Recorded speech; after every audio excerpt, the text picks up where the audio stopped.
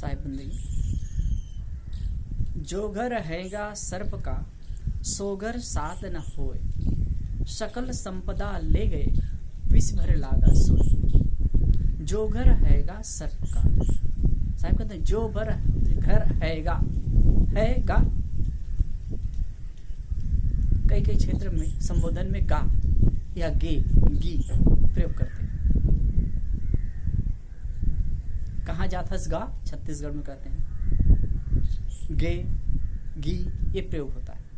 जो घर हैगा सर्प का, जो घर सर्प का है।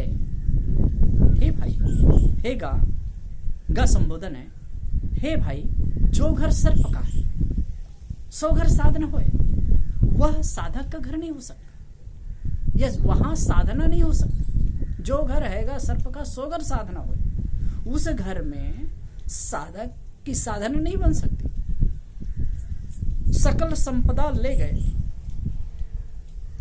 ऐसे जगह में कोई साधना करे तो सकल संपदा, उसके सकल संपदा, सकल शांति धन हर जाएगा।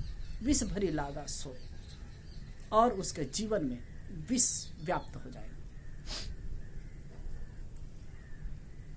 जो घर हैगा, जो घर हैगा सर्प का, जिस घर में सर्प रहता हो वहां साधना कैसे हो सकती है? साधना की बात तो छोड़िए साहब, कोई सामान्य घर हो और वहां कोई भयंकर विषैले सर्प रहते हो, वहां कोई आदमी चैन से रह कैसे सकता है? कैसे रह सकता है? वो सुख और शांति का अनुभव कैसे कर सकता है? सुख से रह कैसे सकता है? नहीं रह सकता।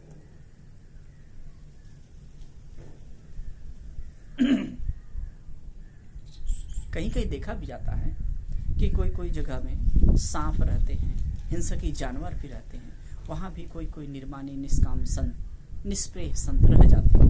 कोई बिरले होते हैं साहब, बिरले बिरले होते हैं। सब नहीं रह सकते, सब नहीं रह सकते। लेकिन यहां शाब्दिक अर्थ नहीं, यहां अलंकारिक ढंग से साहिब कह रहे हैं। शब्द का अर्थ है, और अगर शाब्दिक ढंग से भी देखें तो सामान्य रूप से जहां सर्प का घर हो, जहां सर्प रहता हो, ऐसे जगह में साधक साधना नहीं कर सकता, उसकी स्थिति नहीं हो सकती, क्योंकि चित्त में डर बना रहेगा तो वो साधना कैसे करेगा?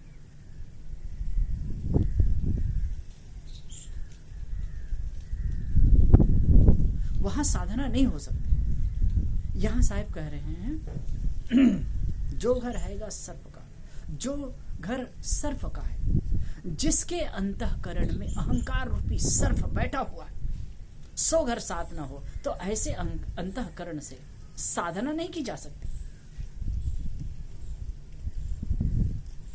अहंकार ही तो है। अहंकार तो हमेशा फनफनाता रहता है। अनेक प्रकार से अहंकार होते हैं। अहंकार ही तो है हमें जीने नहीं देता है। अहंकार ऐसा होता है, ये शरीर का अहंकार होता है, धन का अहंकार होता है, पद का अहंकार होता है, नाना प्रकार की चीजों का अहंकार होता है। इस तुच्छ शरीर का हम अहंकार करते हैं, जो आज कल में क्षण पल में छूट जाने वाला है, कुछ भी स्थिर रहने वाला नहीं है। सब कुछ क्षणिक और नश्वर इस संसार में हम अहंकार करते हैं।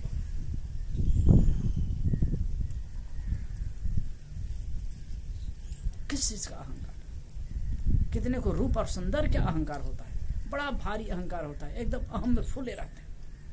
लेकिन कितने दिन का ये रूप और सौंदर्य है, कितने दिन का ये चमक और दमक है।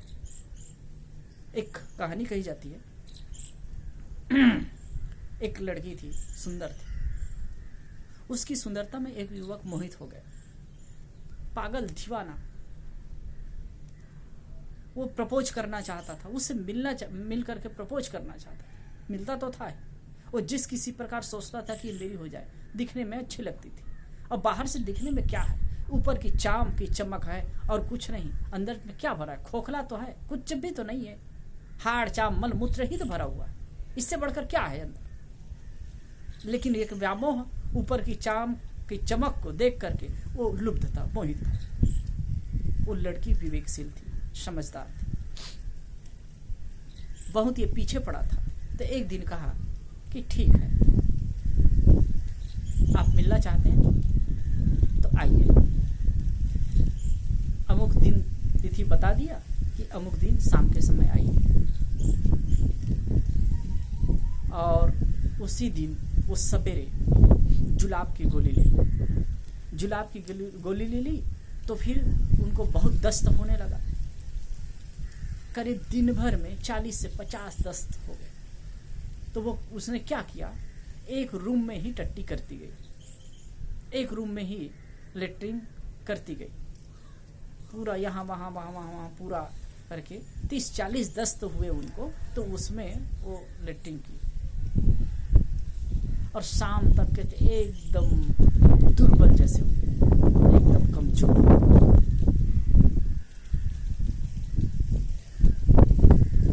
वो युवक आया खुशी खुशी और उसको एड्रेस बताया, तो उसी हिसाब से वो आया वहाँ पे रुका, गाड़ी खड़ी किया और मिलने के लिए।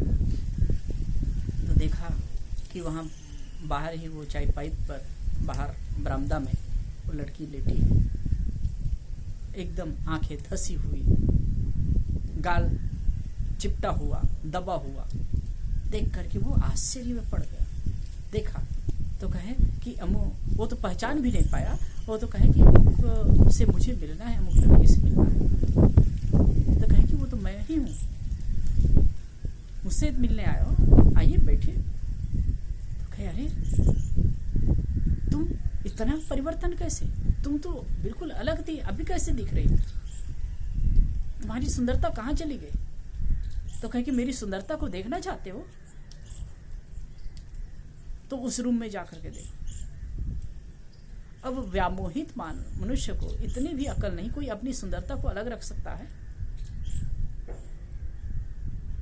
लेकिन वो कहे, लड़की ने कहा कि मेरी सुंदरता को देखना चाहते तो रूम में जाकर के देखो। वो व्यामोहित मानव गया और जाकर के रूम में देखता है तो एकदम गंदगी पड़ी है, लेटरिन पड़ी है और इतना बास आ रही है।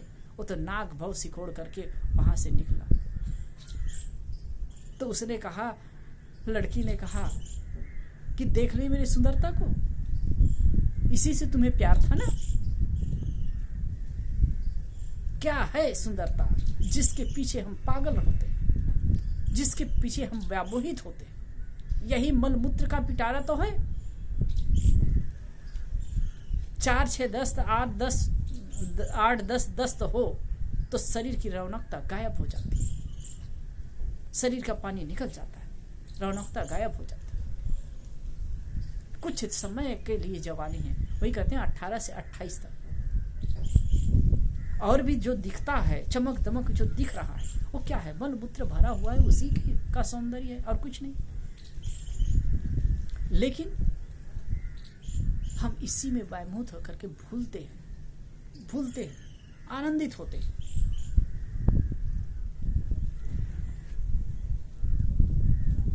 लेकिन हमारा मन कहाँ मानता है और इसी में हम चिपकते हैं। ये संसार के विषयों में आनंद मानकर लगते हैं। जो घर हैगा सर्फ का, साहिब कह रहे, जो घर हैगा सर्फ का, जो सर्फ का घर है उसमें साधना नहीं हो सकती। विषय वासना रूपी जो सर्फ है या अहंकार रूपी सर्फ है, वहां साधना नहीं हो सकती। और ये तो समझना होगा, पहले देह अभिमान होता है और देह अभिमान होने पर विषयों की आसक्ति होती है। यही दो तो सर्प है। तो जो सर्प का घर होगा वहां साधना नहीं हो सकती। सकल संपदा ले गए, ये सारी संपदा मनुष्य की शांति को हर ले जाती है। विष भरी लागा सोए, और जो जब शांति हर जाती है, विष भरी लागा सोए, अब इसी विष में ही पूरा जीवन भर जाता है। आदमी दुखित, पीड़ित और संतापित होता है। तो हम सबको चाहिए कि हम संसार की विषयों की वास्तविकता को समझें। निश्चित है, जब तक जीवन है तब तक के जीना पड़ेगा, विषयों का उपयोग करना पड़ेगा। हम एकदम इससे उपरत नहीं हो सकते। लेकिन ये हमारे जीवन निर्वाह के लिए होना चाहिए। आसक्ति पूर्वक यदि हम कोई भी चीज का उपयोग करते हैं, किसी भी विषय का उपयोग करते हैं, जैसे आंख है, नाक है, कान है, जीभ है, चाम है, ये है, तो इन विषयों को हम ग्रहण करेंगे, देखेंगे, सुनेंगे, चखेंगे, सूंघेंगे, स्पर्श करेंगे, ये तो हो, लेकिन आसक्ति पूर्वक ना हो। आसक्ति होती है, आसक्ति ही हमारे लिए दुख पैदा करता है, आसक्ति ही विष है, और आसक्ति की वजह से ही अहंकार रूपी सर्प भी फनफनाता है। इसलिए साहब का एक सुंदर उपदेश है, ताते जी रही जड़ भया जागत रहे जा, जो घर हैगा सर्प का सो घर साध न हो, सकल संपदा ले गए विष भरी लागा सोए। विष भरी लागा सोए, सोए उसके किसके, जीव के जीवन में विष भर जाता है। क्यों? क्योंकि आसक्ति है, क्योंकि अहंकार है। अहंकार और विषय शक्ति की वजह से जीवन में विष विष विष। इसलिए अपने जीवन को सही दिशा देना चाहिए। विषयों की आसक्ति को तोड़कर सहज जीवन जीव करके इस जीवन की सार्थकता करनी चाहिए। साहिब